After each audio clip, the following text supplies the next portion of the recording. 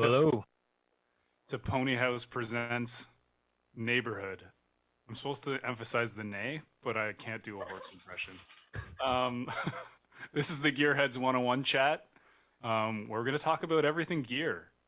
And for the people listening on Twitch and watching on Twitch, please let us know what you want to hear.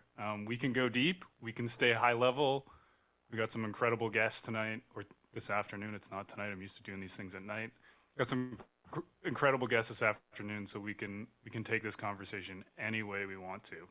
I'm your host, Ted Kennedy. I normally host Frequencies, which is a stream that happens the third Thursday of every month, and I'm really happy that ponyHAUS invited me to do this little chat. It's going to be fun.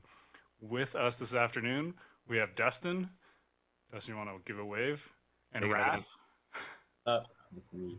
And for Frequencies and ponyHAUS regulars, Brittany is Hey. moderating and will be taking all your questions in the chat. So I guess to get things started, Dustin and Raph, do you want to give a quick introduction of yourselves? So Dustin, just a quick introduction of who you are as an artist and all that good stuff. Sure thing. Well, my name is Dustin. My artist name for the kind of electronic music I've been making for the past few years is Core, Kor. I'll be playing a set tonight for ponyHAUS sometime just after 9 p.m. Yeah, I come from a pretty diverse kind of music background in terms of non-electronics as a creator, in terms of like composition and stuff like that. I got into electronic music after, listening to electronic music my whole life, got into it in terms of creating when I moved to Toronto, like, I don't know, 9, 10 years ago or so.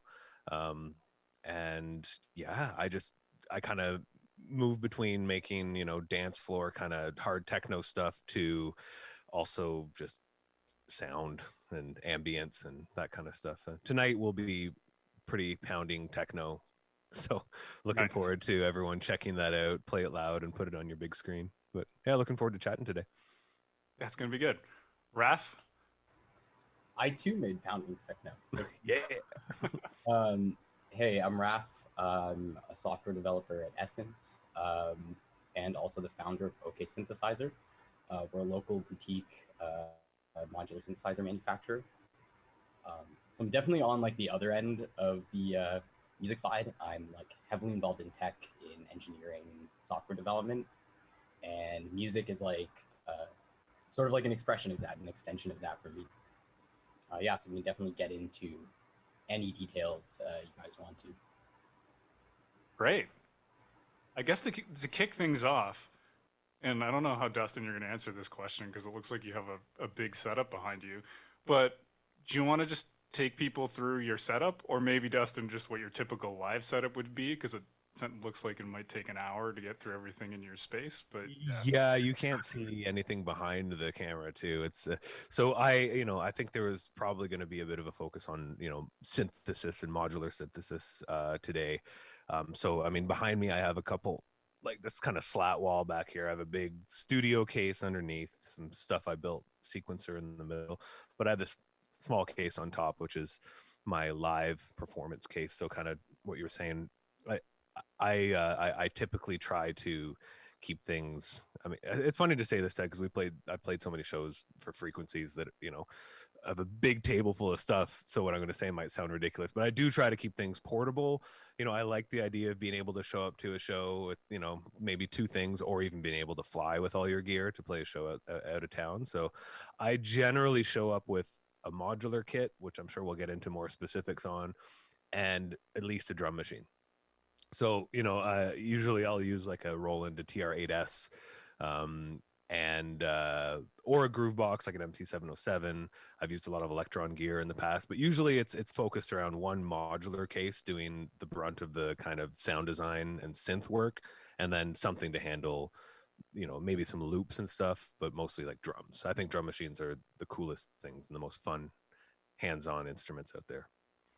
Great. Yeah. We'll get into that a little bit later. Yeah. Raph, what is your setup like? You're on mute. It's pretty damn similar actually. At least for the set, I used a 108 7U IntelliGel performance case. It's kind of big, but not Like it's not like one of those like monster studio cases. It's portable, got a handle. An Octatrack and a TR8S as well. Yeah.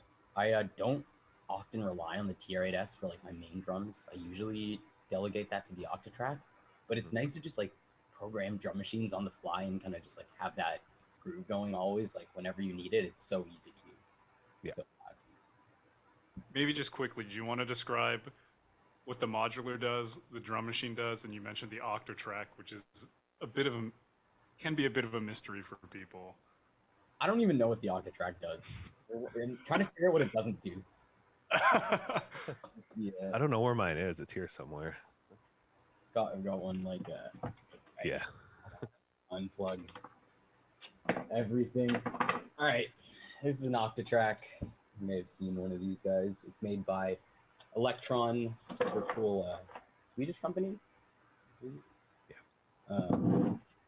Yeah, and it's an 8-track sampler, but it goes super deep. Like the extent to which you can sample, like if you just like take a single tiny slice of a waveform and loop it, you can start getting into synthesis and resampling, and it just goes so deep. It's an effects box, it's a looper, whatever you want it to be. The way I always think about it, I've seen a lot of it always seems to come along with a modular synthesis case. Like there's the case and then there's an Octatrack sitting in front of it. And the way I always thought about it is the Octatrack is like the brain kind of controlling everything. Is that a good analogy? A lot of people do that. Yes. I don't personally. The Octatrack is controlled by something else. I use a NerdSeek by XOR Electronics. It's like do you have one of those pulling out? Is it, we could play the game throughout this conversation. Does Dustin have it in his studio? Does Dustin have it in his case? Probably. Honestly. Probably has everything we can think of. Yeah, it's like this little computer thing here. I've got this little computer thing in my case here. Yep. And that's controlling everything. So is that like a sequencer as Yeah. well? Yeah, so this is the sequencer, and it's got MIDI in and out and everything else to the modular. Yeah. That's doing most of the heavy sequencing work. But the Octatrack is also a MIDI sequencer. So a lot of people do like a combination of like MIDI sequencing and looping straight out of the Octatrack. Super powerful. Yeah, like I mentioned, I try to keep it simple, but one thing about playing the set for tonight, which is pre-recorded, I'm at my studio, so I can use whatever I want, right? So I kind of took advantage of it and pulled out a bunch of extra stuff, and talking about playing loops is something because, like, again, I'm playing like for this set tonight is like techno. I want people to dance. I have a lot of tracks that I've released that I do like to recreate live in different ways, right? And one of those ways is bouncing out like single bar loops and stuff like that, right? So the set tonight, I kind of go between, a modular case, doing like sound design and synth stuff being sequenced either internally. Actually, I'll show you. I have this kind of neat thing. I'm not going to pull this all apart because I'm actually working on a track and I don't want to lose it. But one thing that I did just kind of almost more like philosophically, like approach wise, that I think is really neat is I have this little module down here that I switch the source. So I have like 2 synth voices in here and I can just push these down and it's being sequenced from my MC707, like an external thing. And as soon as I push it up, it's being sequenced internally. So I have this like live switches that I just like, oh, I want to jam with like something in here and just make it up on the fly. And then if I want to go to like safe zone, I can just kind of like flip this. And then it's like a sequence that I wrote beforehand, which I think is really fun. Are I guess the sequencers are connected to each other. Does it set tempo and stuff like that, or are they just completely off on their MIDI everywhere. Yeah. Maybe to take one step back in case there's people wondering, and Dustin, I think you're probably the best person to explain this. What is, when we talk about a modular or modular synthesis or that giant case that what is that giant case you just showed us? Can you describe what that is and what it does? Sure thing. Yeah. And actually for the folks at home, I didn't really plan on having something out until like 30 seconds before we started the stream, but I happen to have this camera here. I hope it's, clear enough. It's looking okay. Clear enough for Great. now, at least. Yeah. So the all right. Well, this will do. I hope.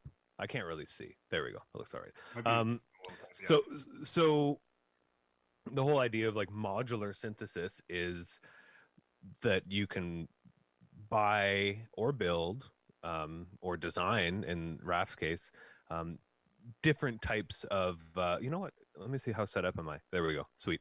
You can different modules which do different things, you know. So if you have like a keyboard synthesizer like a Juno or a mini Moog or like an S8 101 or something, you'll notice on them it says VCO. This is like oscillator, mixer, filter, envelope, all these different components, and they there's a certain kind of signal flow. If you think of it like a guitar pedal, you know, like your sound goes in one end, it goes through the distortion and then through a chorus and then into a delay, you know. So the traditional synth architecture kind of follows that system. In modular, you can buy each of those and put each of them in whatever kind of order you want, and instead of being hardwired like the inside of a keyboard synth, you can just connect things wherever you want. So it means you can get a lot more creative with sound design, and you're forced, the best part about it is educational to me, and you know, theory and practice wise, like you're forced to understand the ins and outs of sound design and synthesis. And after you kind of get into this stuff, you'll approach everything else totally differently. Even like when you pluck a guitar string, you'll be like, I understand how that makes it sound. Nice. That was a great explanation. And this is a question for either of you. If you're an artist, an electronic artist, and you're looking to like create, like you have the option of getting like a synthesizer, like you can see a few behind me and a few behind Raf, which is like, I guess, the full setup synth, or modular. What do you recommend works for what type of people? Like, would you recommend a new person just dive right into modular, or would it be better to get a synth? If you're more of a songwriter and you're less into sound design, all like who should get into modular synthesis and why? It's a deep question. But before we get into that, I do want to talk about like one alternative. Okay, go for it. So if you look at like more modern ones like the Moog Mother 32 and DFAM, or Behringer Neutron, or older ones like some of the ARP models, they do come with like a fully built synth and give you the option to also break that pre-built architecture. And those are called semi-modular synths. Mm-hmm. Those are also an option if you're looking to get into modular, but it's obviously like, you know, very cost prohibitive. Mm-hmm. And you want to get all the components, most of the components, and start breaking those connections and doing more intentional sound design. That's also an option. It's a great option. Yeah. It's a really tough question. I mean, if you're a songwriter or a creator who wants to make synthesizer music and you want to get writing and making music, probably buy a synth, you know, that sounds good for you. Yeah. It really depends. It's quite the journey getting into synthesis and really digging in. There's a lot of different approaches, but I mean, depends on who you talk to. You know, you talk to, you know, Gary Newman and his band. They didn't want to learn how to play guitars really well, and they were just a bunch of punks, and they found, you know, a mini Moog to be like or whatever, you know. Like, yeah. And they're like, there's a really cool sound, right? And that's awesome. You know, they just get to it. Yeah, it's really tough to know what to recommend for people. First off, neither is better. You know, I've got a bunch of keyboard synths behind me that nothing sounds like them, you know. Yeah. They're very special and they're fun to use. It's a different way of interacting. For me, the performance aspect of modular is one of the most alluring. To be able to build a self-contained instrument in a little briefcase that can 1 minute be a crazy drum machine thing, and, you know, within 5 minutes of live patching can be a atmospheric ambient experience. It's there's nothing else like that. Yeah, that's incredible. I think for live performances, is that free you up to be like, do you improvise a lot, or do you have it all like pre-practiced and ready to go? Depends on the gig. A lot of the times when I would be playing drum machine and modular, it's completely improvised. I usually bring a small keyboard synth with me, like like one of these little guys. I have Like exact same one. Yeah, because I can do like chord sequences and stuff. Obviously, modular don't do it if you want to make chords. It just don't. I mean, why would you? I know there's people who will argue, and yes, sure, you can make chords, but just don't do it. So something like this, where I want to make like a quick like Detroit like techno stab kind of sound, and just like get it looping. I can do that in like 2 seconds on this live. So I always want to bring something out, but pretty much it's like sequencers even that are randomized in the modular that I can just like hear something and loop it and then just move from there. Mm-hmm. And create all the drums on the fly too a lot of the time. Like that's just the raw kind of live PA. Like you would have a 303, a 909, and an SH101 or something on a table, like it just go for it. But it's hard to rock a party for 45 minutes to an hour doing that. You got to also respect the environment. That's when pre preparation is really good, because you can't just wank on stage for an hour. Well, you can. I don't know if people enjoy it. I find like like hitting the halfway point between those is always helpful. Being able to just switch between pre-programmed and like drift as far away from it as you want, and then snap back into something that you have pre-programmed, and like it's not going to sound like shit in a club.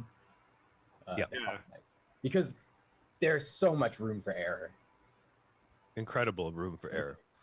And speaker breaking mistakes, and it's really difficult to keep track of everything that's going on.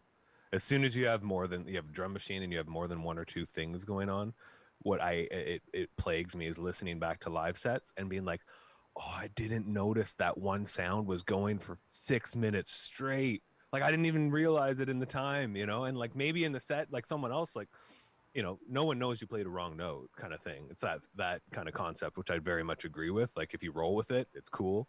There's no wrong notes. But sometimes I'm like, bro, that was just like a, just like maybe great for a minute. But then I'm like, oh, I forgot that was running because I was too busy trying to make the drums do something cool. Yeah. Well, I mean, like, make a mistake. You do it once, it's a mistake. You do it twice, it's jazz. There you go. So yeah.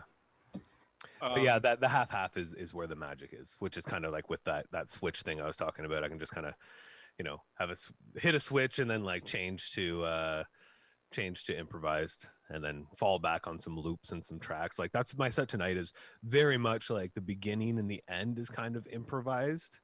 And then I try to recreate a bunch of tracks in the middle where I'm playing back little loops, like pre-recorded loops of different songs I've made. And then going buck on the drums, mostly improvising on the drums. And then towards the end, I'll like get weird again with the modular and kind of sprinkle a little bit of modular stuff in for sound design stuff in the middle. Nice. Raf, do you approach it a similar way? Pretty much, yeah. I mean, the NerdSeek is great. Like I can bring in MIDI sequences into it, like straight out of Ableton, with very minimal effort. Oh, nice. And then programming it on the fly is actually kind of a pain in the ass. Mm-hmm. But as per Dustin's recommendation, I ended up getting a Marbles, or the Marbles clone, and that's a really fun thing to just have sequencing live. Mm-hmm. For like loops. You can like, it creates like triggers and voltages inside this one module, and you can like loop them. So you can like loop a section of your modular, but then still evolve it a bit. It's the only sequencer I use now live, aside from external MIDI sequencing. Yeah, it's very cool. Just to be able to hear something, press a button and lock it in and go. It's just so perfect for techno. Like, yeah. And then like Raph said, take the sound design far afterwards, because I don't know. I think very thematically with music. I think that's, all the way back to like operas and like leitmotifs and stuff. Like people react to themes, even if it's subconscious.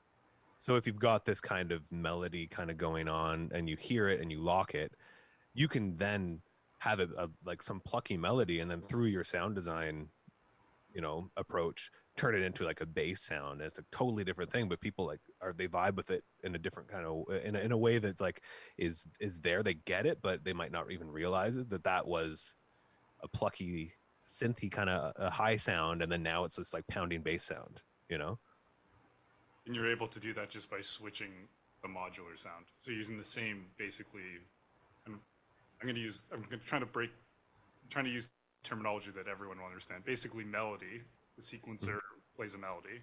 Yeah. And then you just change basically the instruments that are playing it. Kind of, yeah. Change the timbre, change the octave, put it down a couple octaves, change how long it is. You'll have envelopes. You can change how the filter reacts. You can just change pretty much everything in real time. Yeah, Nice. I mean, back to the whole like full synth thing. It's like very cost prohibitive to get all of these independent components to make that sort of complex sound design.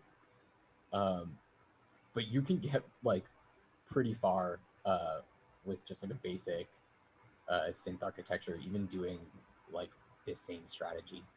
Yeah. It's not necessarily scoped to modular. Totally. Yeah. Totally. I almost find that the performance tools within modular are even more special than the sound design. Like being able to build stuff like hands-on controls, mixers, effect sends all in one kind of thing. The sound design is actually, yeah, like you're saying, you have a laptop, even, nothing's wrong with using just software. You can pretty much, you could tell me use the modular, send me a track, and it could be all software, and I wouldn't be able to tell the difference. It's more of an approach kind of thing. Mm-hmm. I was going to mention that, especially if people are restricted by cost, there is always the software approach, which tends to be a little bit cheaper. BCV Rack, it is a full modular. Like most popular modules are available for a free download in BCV Rack. Feel free to grab it, toss it into Ableton, and not necessarily deviate from your workflow, but learn the basics of modular synthesis and decide if it's for you. Because honestly, like, I was making a track modular last night, and we just listened to 2 hours of shit sounds until we, were able to extract the good parts and put it together. And if you're willing to, work with the device and technology like that, it's a good workflow. Yeah. Always press record. Always press record. Always be record. You never know. Resample yourself. Yeah. Yeah, it's funny because like when I pulled down I wasn't actually planning on pulling it down. Like I unplugged a couple things, and while I was doing it, I'm like, oh, I got to remember what I was doing because I'm in the middle of working on a track right now, right? So I'm just like, oh man, like what was like I'm gonna have to go back and like really think about it. I guess that's another challenge with modular, or not another challenge, but a challenge. And sometimes restrictions are good, but like it's hardwired, so there's no my guess is there isn't a lot of patch saving. There's none. And that's something that drew me to it at first. Like it's such a good feeling to unplug everything and realize that it will never be there again. It's like improvising, it's like sitting down at a piano and playing for 2 hours and not recording. Like those are the best musical experiences of my life, are just sitting and playing, either a piano or guitar. I come from a jazz background, so it's really that same kind of philosophy. Like it's out there in the ether, it's gone, it maybe the best stuff you ever made was just it's out there somewhere floating through space, that one special moment in the jam session that you can never recreate. Yep. Yeah. Like it's like, so a lot of people would say like, if you could, I've heard this quite a bit, like if when they ask like if you could go back and listen to any musician dead or alive, who would it be? I've heard a lot of people be like, well, I would go back and listen to like Mozart improvise on the piano. Because apparently these people like Mozart and Beethoven were like the most amazing improvisers you've ever heard, just sitting down and like creating stuff. But, they couldn't record back then. They could write symphonies and stuff. Yeah, that'd be good. Yeah.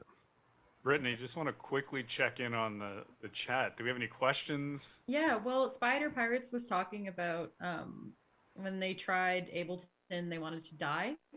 So I'm you guys chat down here.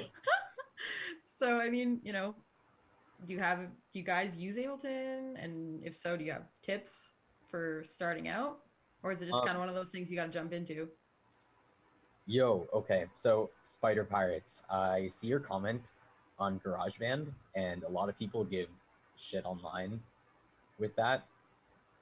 I have been sent some incredible songs made in GarageBand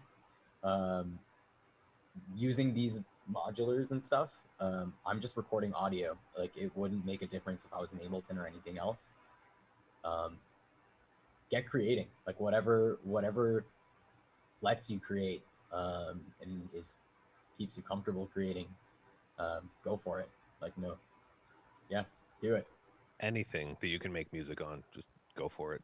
But I mean, also you want to have goals and you want to, build up production skills, but don't feel bad. Like, just you use whatever works for you. You can definitely go faster in like Ableton or something. But it's like an approach thing. Like just be prepared for electronic music instruments and production to be no different than learning how to play an acoustic instrument.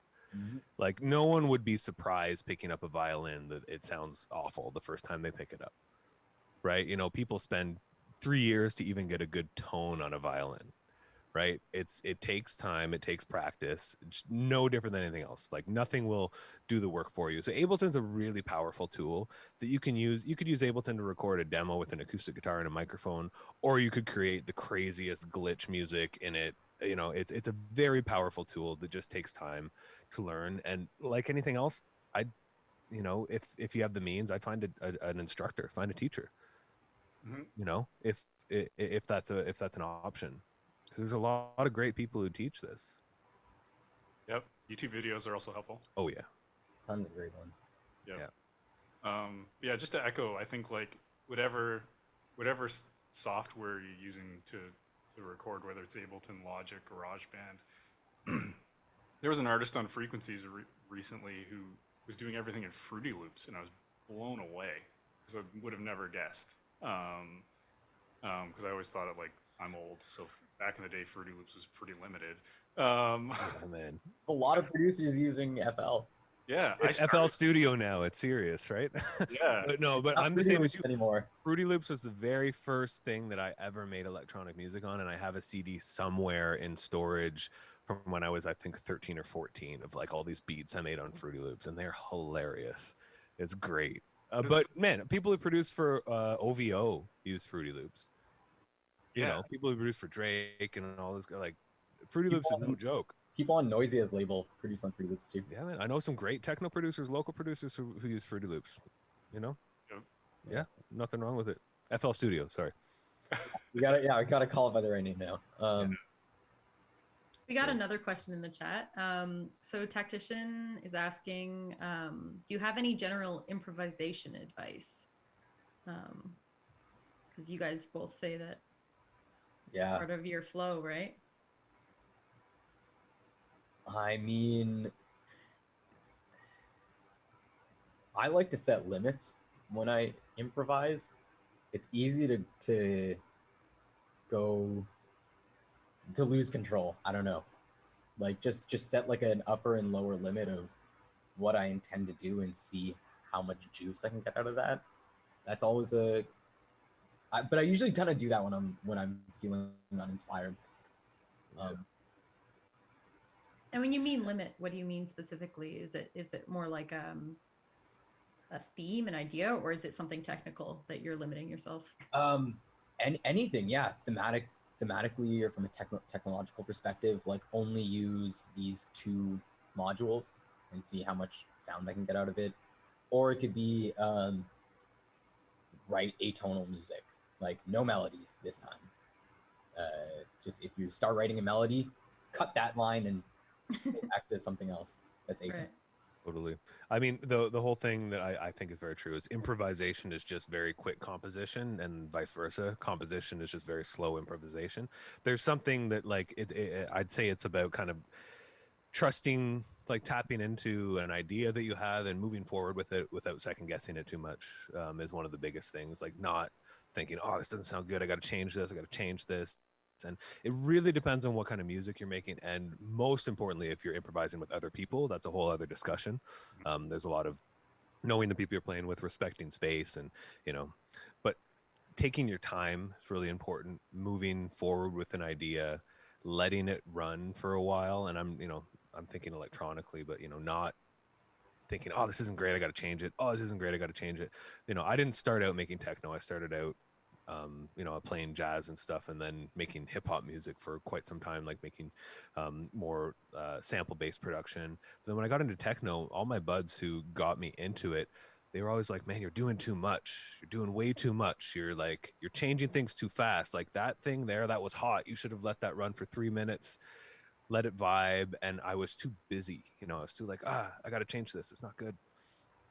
So I'd say just like trusting, and building up skills of whatever your instrument is important. Always practice is the most important thing you can do in any discipline, so that you can trust yourself more.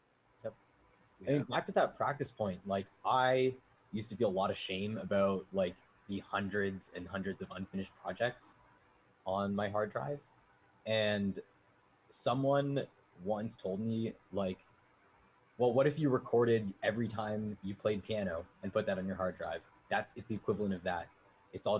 Those were all just practice. Yeah. Like I could delete them. It doesn't matter, but I got a ton of practice out of it. Yeah. Something about it being on paper means that it has to be sacred, or it has to be like this thing that is worth something. It has to be good. Nah, It's practice. Yeah. not at all. That's a perfect analogy. Yeah. It's just like sitting down and playing the piano and sitting down and trying out some ideas. You just happen to be able to recall them. Mm-hmm. Yeah. And I guess the other important thing, so equivalent to learning an instrument, like if you're improvising on a violin, say, you're not going to have a good time if you don't know how to play the violin very well. One thing that it's a ever expanding journey, is creating a playground to play in. And that's why, so when I'm improvising on a modular synthesizer system like the one I have here, I pre-patch a bunch of stuff where I know kind of where it can go, and I do a lot of the head work first, a lot of the okay, this here, then I build this playground wherein I try to lose that part of my brain when I'm playing. So that knob, I'm not thinking when I'm turning it always, if I get into the right space, I'm not thinking, okay, I'm increasing the offset to this VCA and changing the input of this sequence to expand. I'm thinking that's the knob that makes it go, that's where you want to get, is to more of that kind of creative space where you're just reacting. And it's the same, it's no different when you're playing an acoustic instrument. You're not thinking always, oh, I got to move into this scale, or oh, I got to be substitute this chord. You hear something and you just do it. Yeah. And if you do get in that headspace, it wrecks the improvisation. At least I find on acoustic instruments, when you're thinking about, oh, I got to change up my chord progression. It takes you out of that headspace. Yeah.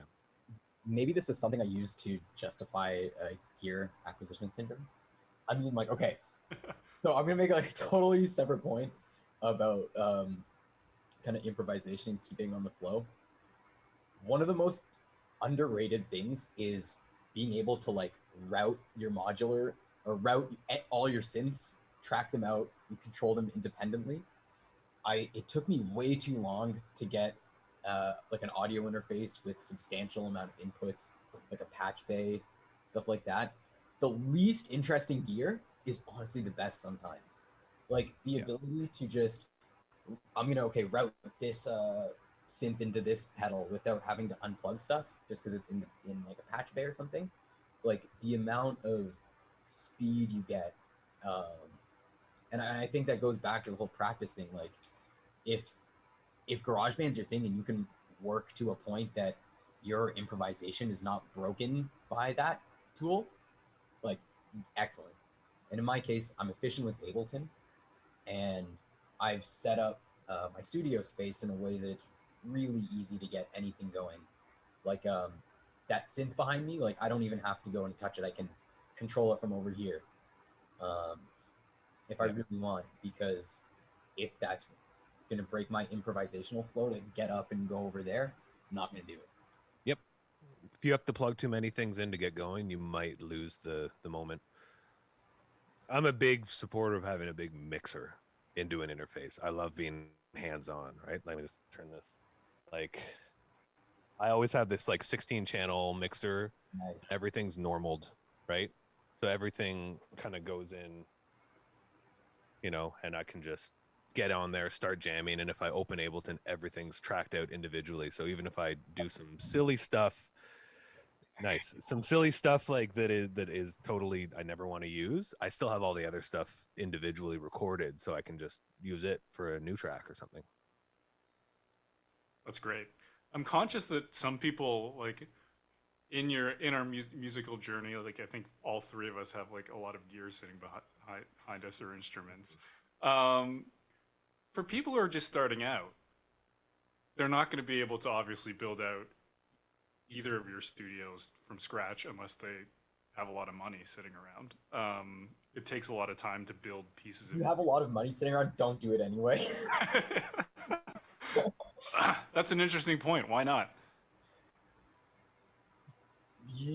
Okay, at least when I started with modular, I bought a lot of things that were popular that I read tutorials about online, and you can end up buying a lot of things aimlessly.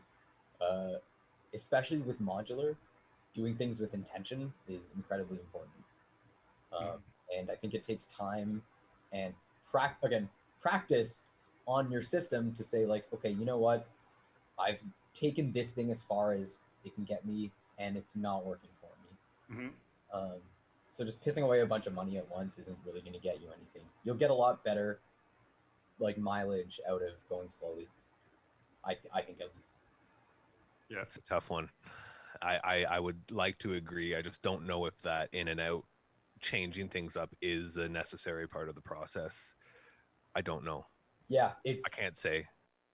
Neither I've done that, and I can tell you that I haven't purchased or looked at purchasing a new module maybe a year and a half, 2 years. Because I kind of got to a point where I'm like, if I can't do what I need to do with all this stuff, then I'm the problem, you know, not definitely the stuff. Definitely. Right? You know, I mean, you talk to a lot of people who make electronic records, and also we're talking about recording a lot. I just feel like I always consider myself more of a live performer than a recording artist. You know, I do make records. You know, released with Nodding Heads late last year, which is great, and I will continue to do that. I just think that there's something about the live thing that has always drawn me, you know, a lot more into it. But yeah, you talk to a lot of people who make electronic records, and some of their favorite and most inspired records are when they chose one, maybe two things to use, and that's it. Like people who create an entire record on just one synth. And here's just a good point, because some folks in the chat, or folks at home, might not really realize a keyboard synthesizer is also a drum machine. You can make a full drum kit out of you know, pick any keyboard synth. Some might be better than others for it, but if I take this little SH01A boutique that I had here, I could make full. It's got noise, it's got oscillators and self-resonating filters. I could make kicks, snares, claps, all that stuff, and just sample it. You know, so a lot of people just, you know, limiting yourself sometimes gets the most creative output, and I sometimes do miss the days of having just like a sampler and like one or two synths. Not that I made any great records, but you know. I disagree. With that stuff, I mean, Okay. at that point, I made some pretty bad hip hop beats, but you know, yeah. I think that's an excellent point. Maybe it's not so much switching stuff out, but mastery of what you have before you buy new stuff. I don't know. For sure. Yeah. But I guess like if you're trying to start off with a simple setup, I guess first with a studio setup, and then we can move to modular. What should you look for? Like what are the basics? What are the absolute simplest, like what do you need to get going?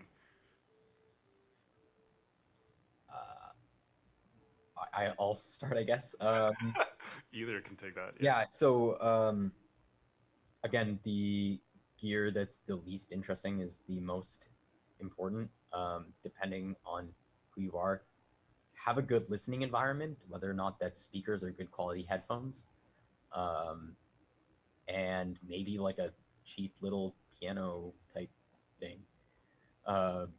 Realistically, hearing what you're making is the most important thing, and if you're, you know, using Ableton or whatever, and the stock plugins, they sound phenomenal, and just hearing the clarity that you can get out of like a good headphones or good speakers will definitely take you a good way in learning how to produce music.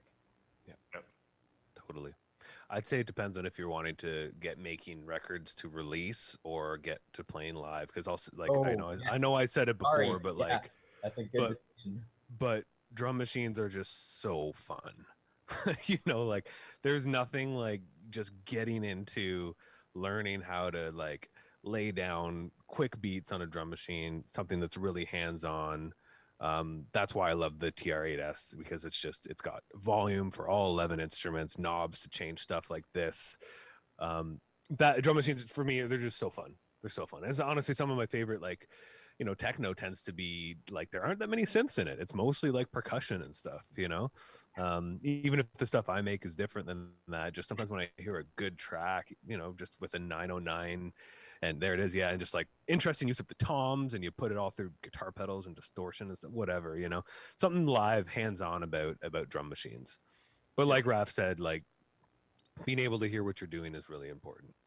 Really important.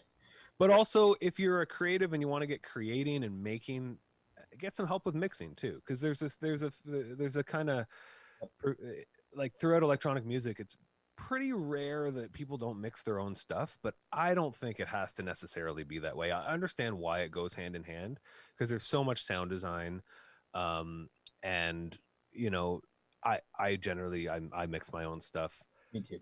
but I don't think it has to be that way. You know, if you've made some really great stuff and it's not sounding good, like ask for some help, hire someone to help you out, ask a friend, you know. Yeah, I don't know. I think that's good advice. It Uh, is Don't great. get stuck up. Don't get hung up on that. On, oh, it doesn't quite sound right. I mean, yeah, maybe you need to replace the kick drum. Maybe you need to, you know, really get in there and carve some space out. But it doesn't always have to be you alone. You know. yeah.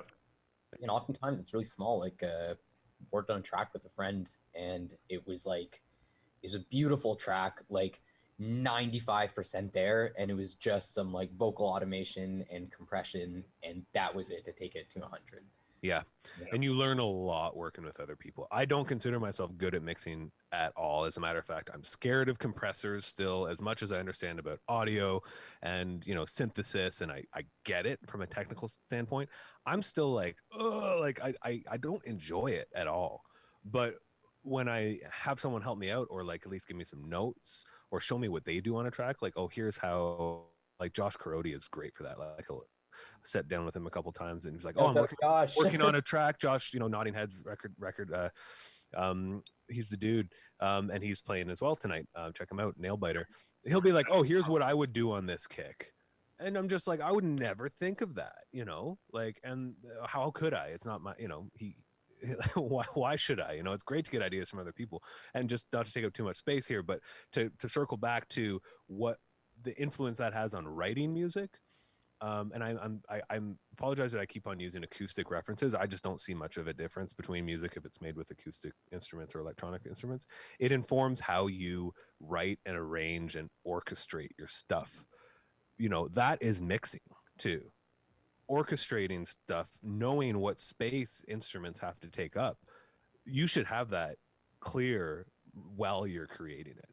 Because I not to be crude here, but there's this, you know, in audio engineering, they would say you can't polish a turd, you know, like they're like, if you have something that is just an awfully sonic mess, you really can't do that much to fix it up. So, you know, and I know that might sound contrary to what I was saying before, but it's a learning process. You know, bring some, if you have something that doesn't sound good, bring it to someone, keep working on it. But like from the get-go, you know what space the kick should take up, what space this synth should take up, and this percussion, and how panning works, and the influence it has. And what does it mean when I sum to mono? What does it mean if I play my track back in a club that's mono, and you're playing in a lot of places in Toronto, you best believe that there's going to be a lot of mono system. Is this going to cancel out all that work that I just did? Yeah, it might, you know. And you learn that by mixing and by taking those lessons back to actually writing. Yep. That's really good advice. And understanding the frequency spectrum, which is something that I only recently started thinking about, is like what instruments take up what part of the frequencies and which ones are competing with each other. And how much you can take away without actually having a difference. Like you look at a kick drum that's like huge, you could cut so much in the low mid range directly out, and you almost wouldn't hear an audible difference on Yeah. your human ears. That's why you got to mix with the whole track going. There you go. And then but it leaves space in the mix. It just breathes more. You're like, oh, okay. You know, like that kind of stuff is not intuitive. You need to like learn that and practice it. And Yeah. I think back to the acoustic examples, back to violins.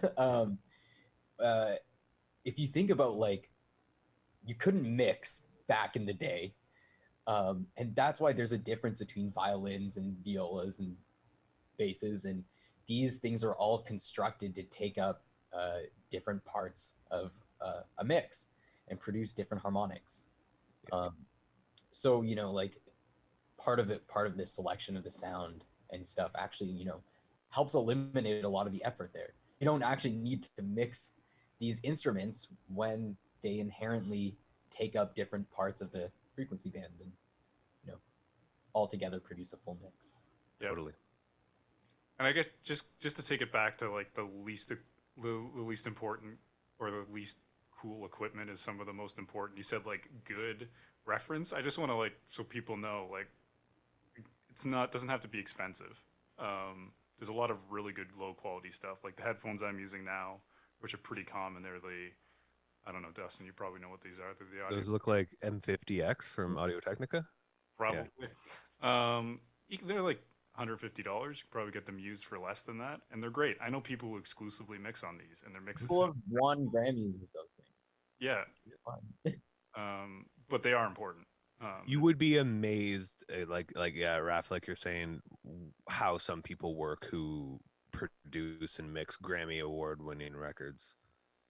Like, yes, in the main studio, like they got the crazy stuff, but they're doing so many checks on laptops, on headphones, like on your phone, because it's also important to know how people listen to music, right? Oh, I mix check on AirPods. Yeah, super important. Yeah. It's on a nice, like, again, if your room's not perfect, like I'll mix in here. It's not a very nicely treated room, and all my hi-hats are sounding great. Then I'll put it on my laptop, and it's like, where'd that come from? So it's important.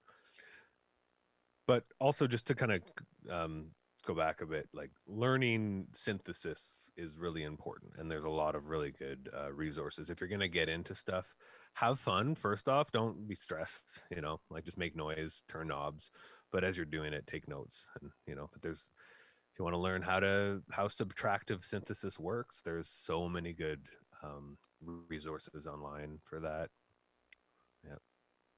For sure.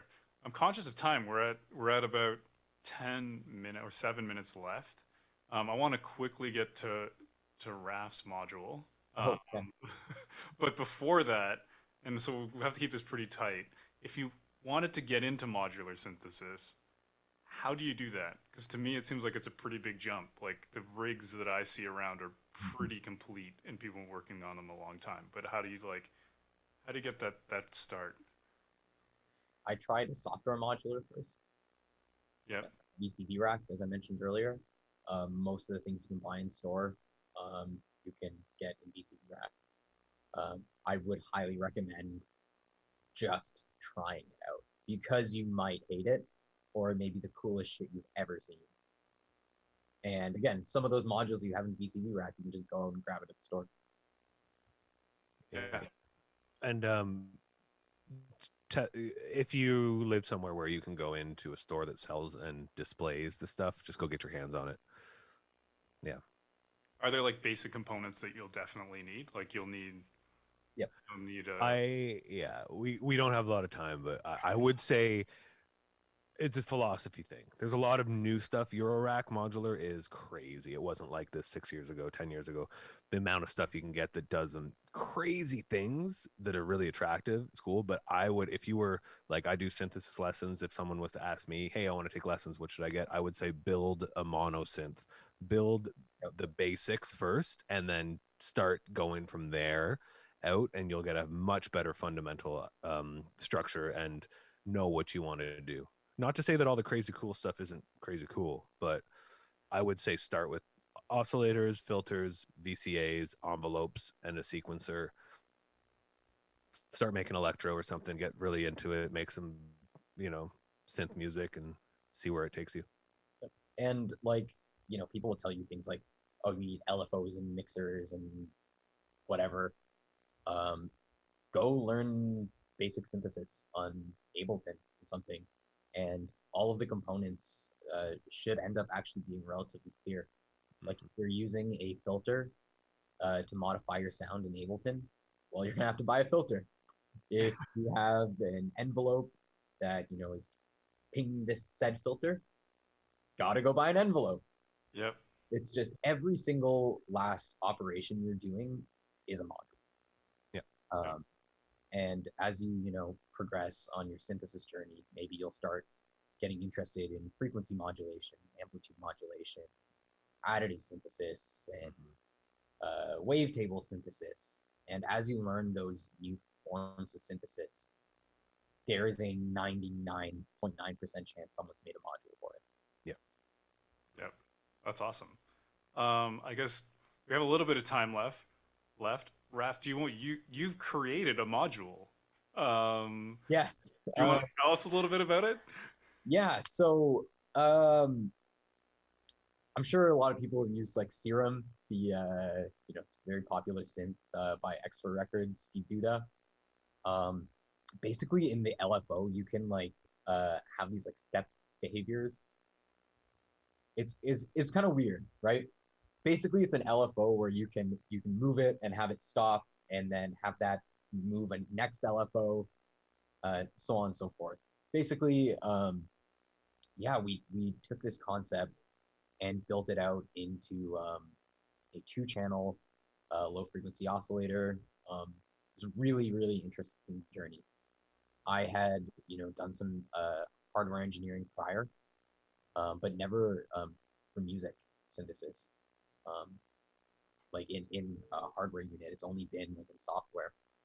So it was a really interesting journey, like trying to figure out how to make sure that if someone else builds a shitty module, that it's not going to blow up mine. Which turns out it's really hard. This shit is super inconsistent. There are not many standards. There's like no standards. So you kind of just have to think of every case. And that's another thing. You do have to learn about the basics of electronics when you get into this, just because you're going to be plugging stuff in. Yeah, exactly. Like, you look at this versus a headphone cable, and there's only one ring there. That's important. You got to be sure that you know why that's the case. Anyway, so we went through the process of designing this LFO. We actually made the example in JavaScript, like on a website. It's hard to explain, but we were basically able to get this algorithm down and interact with it in a way that we were getting these like wild intermodulation patterns between these LFOs, and slowly have been porting it over. We have a hardware version, so we have produced one module, and then this whole global chip crisis has come in. So we're kind of not able to buy parts. We've been buying whatever we can and pushing forward. We were hoping to launch in August, but I'm gonna tell you now, it's not a advance.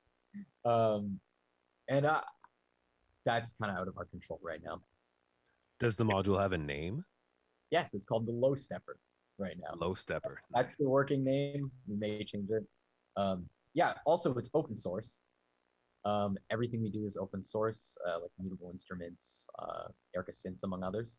If you're interested, I think our GitHub is linked on our Instagram. You can reach out to me otherwise. I think it's really important to provide learning resources for other aspiring module developers. I took a lot of stuff, from reading Mutable Instruments source code, like straight up emailing other module developers and being like, how the fuck did you do this? Like, I don't understand. I'm looking at your circuits. I don't understand what this is doing. And then they're like, oh, I have this trick. And, so I feel it's really important to give back to the community. And to be a lot of people were like, hey, but what about making money? Well, good luck building it before me. Like, you know, Yeah. like by the time the schematics are uploaded, I already have units for sale. So if people want to follow and are interested in this and they want to follow you and learn more and learn when it officially drops, how do they do that? Yeah, you can follow us on Instagram. It's in the chat right now. Instagram, yeah, / OK Synthesizer. Nice. That's our name. Is there anything else I want to say about it? I guess not. Yeah, it's really don't underestimate the amount of work that goes into these by small companies. We're probably on our 3rd revision now, and it's like thousands of dollars of R&D and hundreds of hours. But I think it's all going to be worth it in the end, especially because I don't need to build a whole synth. I just need this like one tiny idea, like this one thing I couldn't find a niche for, and I only need to fill that one small layer, and then just pop it in the synth, and it's. That's one of the great things about modular. Like I wouldn't want to design for any other system. Yeah. It takes a very simple design I make and just pulls it into this world where there's so much that it could do. If I were to like put it on a hardware, like a full synth like that guy. Yeah. Awesome. Yeah, so we're at time. This has been a great conversation. Thank you both for joining us. Thanks for having us. Always Yeah. love in the TED. Yeah, it's a great conversation. You both are so knowledgeable and have such a deep understanding of gear, but also music. It's really informative, so it's great. Be sure, everybody who's listening, to check out Dustin and Raf's sets tonight. Also, Brittany is doing some visuals tonight too. So I believe that starts at 7:30. I should know this. I'm gonna check Probably the pop in the chat. Instagram I think now. it's closer to 9. Yeah, I'm seeing. So I think the first set's at 7:20. It's good. Yeah. Close. Hey, Raf, we're right after one another as well. Oh, nice. All right, I'm gonna have some drinks, enjoy our sets. Yeah, play it loud, guys. Please play it loud. Play it big on the big screen if you got it.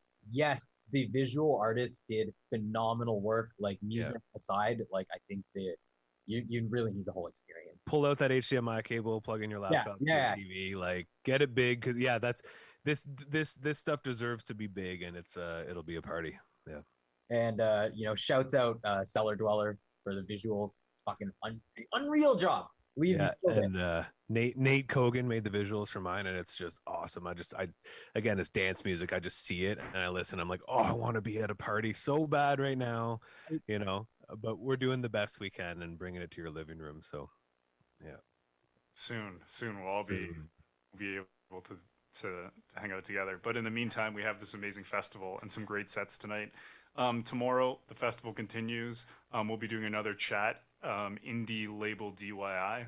So we'll be chatting with Josh from NEIGHbourhood, who we're talking about tonight. We'll be talking to Young Dumb Records as well as Biblioteca Records. There's two great Toronto labels, and then a label out of St. John's. It's going to be really exciting. So if you're interested in starting your own label, you're an artist looking to get signed to a label, or you're just curious about how indie labels run, definitely check that out. And there'll be more sets tonight and great stuff tomorrow. Shit. On that note, I got another plug. You and Stassel have a track coming out on Biblioteca. Amazing. Soon. We'll figure that out later. Next month. Nice. Great. And I know, Dustin, you released with NEIGbourhood this year, right? It was just at the end of last year. Me and Josh Crody did a split, so 2 tracks each. On NEIGbourhood. You can check out NEIGbourhood on Bandcamp. Support it there. Yeah. Great. And I'm gonna get a plug in for me. Be sure to check Frequencies out. July 15th. It's gonna be a great one.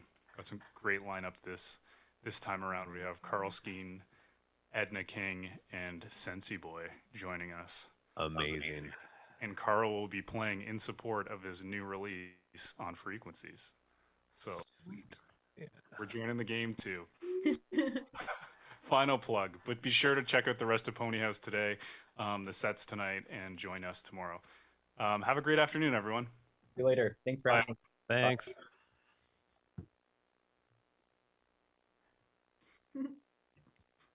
Craft is